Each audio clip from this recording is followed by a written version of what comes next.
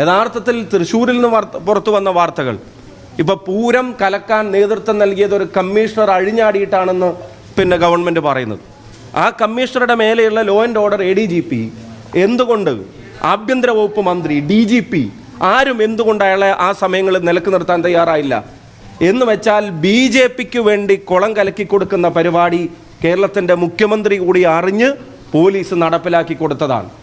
BJP കേരളത്തിൽ നിന്ന് പാർലമെൻറ്റിലേക്ക് account തുറന്നതിൻ്റെ credit Suresh ഗോപിക്കുള്ളതല്ല, അതിൻ്റെ ക്രെഡിറ്റ് പിണറായി വിജയനുള്ളതാണ്. ആ നന്ദി BJP അറിയിക്കേണ്ടത് പിണറായി വിജയനാണെന്നുള്ള കാര്യത്തിൽ ഒരു സംശയവും വേണ്ട. ആ തരത്തിലാണ് കാര്യങ്ങൾ മുന്നോട്ട് പോകുന്നത്. ഇപ്പോൾ ഈ വെളിപ്പെടുത്തൽ ഇത്രയെങ്കിലും പുറത്തു വന്നത് നന്നായി. ഇതില്ലെങ്കിൽ പാർലമെൻറ്റിലേക്ക് അക്കൗണ്ട് തുറന്നതുപോലെ ഇനി സംസ്ഥാനത്ത് നടക്കുന്ന ഉപതെരഞ്ഞെടുപ്പിൽ പാലക്കാട് ഉൾപ്പെടെയുള്ള സ്ഥലങ്ങളിൽ അവിടെയും അക്കൗണ്ട് തുറക്കാൻ എന്തെങ്കിലും സഹായത്തിനുള്ള ഡീൽ ഇവർ തമ്മിൽ ഉണ്ടായിട്ടുണ്ടോ എന്നുള്ള സംശയമാണ് ഇപ്പോൾ ബാക്കിയാവുന്നത്. ഈ കാര്യങ്ങൾ ഇപ്പോൾ പുറത്തു വന്നതുകൊണ്ട് സാധാരണ CPM പ്രവർത്തകർ പോലും ഇവരെ ഇനി വിശ്വസിക്കില്ല. ഈ നെക്സസ്, സംഘപരിവാറും CPM-ഉം തമ്മിലുള്ള നെക്സസ്, പിണറായി വിജയൻ നേതൃത്വം നൽകുന്ന നെക്സസിനെ ഇംപ്ലിമെൻ്റ് ചെയ്യാൻ പലതരത്തിലുള്ള ഫോഴ്സുകളുണ്ട്. 4 or 5 തവണ ജാവേദ്കറെ ഞാനും കണ്ടിട്ടുണ്ട് എന്നുള്ളത് EP-യുടെ കാര്യം പുറത്തു വന്ന ശേഷമാണ് മുഖ്യമന്ത്രി പറഞ്ഞത്. അപ്പോഴേ ഞങ്ങൾ ചോദിച്ചതാണ് അതിൻ്റെ കാരണം എന്താണ്, എന്തിനു വേണ്ടി കണ്ടു, എവിടെ വെച്ച് കണ്ടു. നിങ്ങളാരും അറിഞ്ഞിട്ടില്ലല്ലോ, മാധ്യമങ്ങളാരും അറിഞ്ഞിട്ടില്ലല്ലോ, നിങ്ങളോട് കടക്ക് പുറത്തെന്ന് പറയാനുള്ള ഒരു അവസരം പുള്ളിക്ക് ഉണ്ടായില്ലല്ലോ.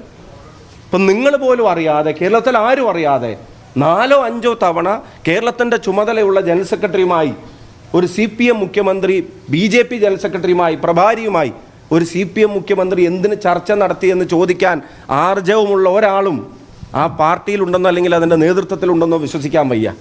ഞങ്ങൾ ഇന്നലെയും പറഞ്ഞു, CPM-നെ തിരുത്തണമെന്ന് ആഗ്രഹിക്കുന്നവർ അവരിഞ്ഞ് നേതാക്കന്മാർ ഇടപെട്ടുള്ള തിരുത്തൽ ഇങ്ങനെയൊക്കെയാണെന്ന് തിരിച്ചറിഞ്ഞിട്ട് ഇനി അതിൻ്റെ സാധാരണ പ്രവർത്തകർ ഇവരെ തിരുത്താൻ തയ്യാറാവണം. സംഘപരിവാറുമായിട്ടുള്ള ബന്ധം, സ്വർണ്ണക്കടത്തുകാരുമായിട്ടുള്ള ബന്ധം, അത് രണ്ടും മറച്ചു വെക്കുന്നതിന് വേണ്ടിയാണ് ഈ ക്രിമിനൽ സ്വഭാവമുള്ള ആളുകളെ ഇവിടെ ഇങ്ങനെ സംരക്ഷിച്ച് പിടിക്കുന്നത്. ക്രിമിനലുകളുടെ കൺകണ്ട ദൈവമായി കേരളത്തിൻ്റെ മുഖ്യമന്ത്രി മാറുന്നു. രാഷ്ട്രീയമായി കേരളത്തിൻ്റെ നഷ്ടം. ഇപ്പോൾ സുനിൽകുമാർ പോലും പറയുന്നു 1 മാസത്തിനുള്ളിൽ റിപ്പോർട്ട് നൽകാമെന്ന് പറഞ്ഞതാണ്. ഇതുവരെ റിപ്പോർട്ട് നൽകിയിട്ടില്ല എന്ന് ഒരു മുൻ മന്ത്രി, CPI-യുടെ ഘടകകക്ഷിയുടെ പ്രധാനപ്പെട്ട നേതാവ്, തൃശ്ശൂരിൽ ഇപ്പോഴത്തെ പാർലമെൻറ്റിലെ സ്ഥാനാർത്ഥി, അയാൾ പോലും പുറത്തു പറയുകയാണ്.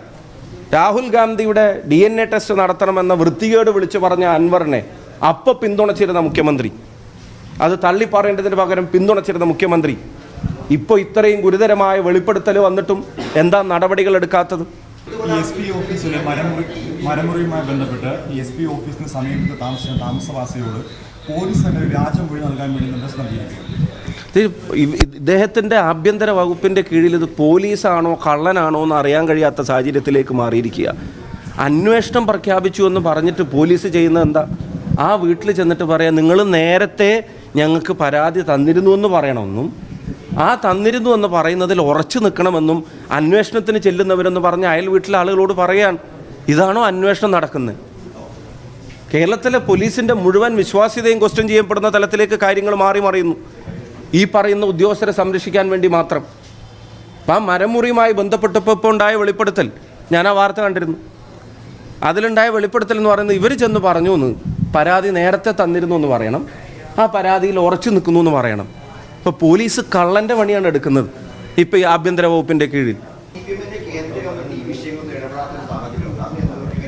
അവർ ദുർബലരായി മാറിയിരിക്കുകയാണ്. പിണറായി വിജയൻ്റെ അധികാരത്തിൻ്റെ മുമ്പിൽ CPM കേന്ദ്ര നേതൃത്വത്തിന് അവരിയ്ക്കുന്ന പദവിയുടെയോ ആ പാർട്ടിയുടെ കേന്ദ്ര നേതൃത്വം എന്നുള്ള ആ ഡെസിഗ്നേഷൻ്റെയോ ശക്തി, അതൊക്കെ ഈ ഭരണകൂടത്തിൻ്റെ താല്പര്യങ്ങൾക്ക് മുമ്പിൽ അടിയറവ് വച്ചിരിക്കുകയാണ്.